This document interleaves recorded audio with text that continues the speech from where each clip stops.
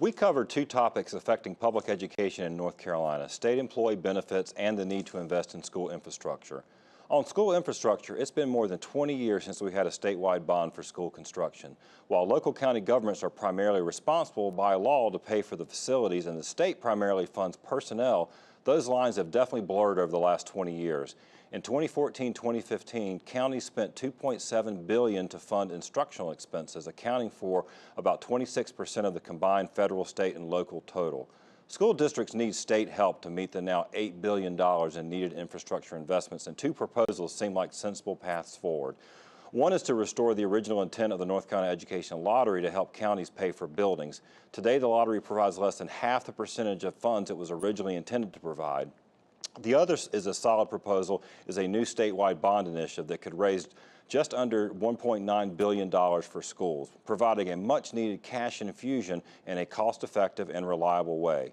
Other options on the table may be well-intended, but they certainly don't provide the kind of certainty that a bond brings, like the proposed leasing options that could put school systems' long-term financial health at risk because they are too expensive and often overburden counties with debt banking on growth that may not come.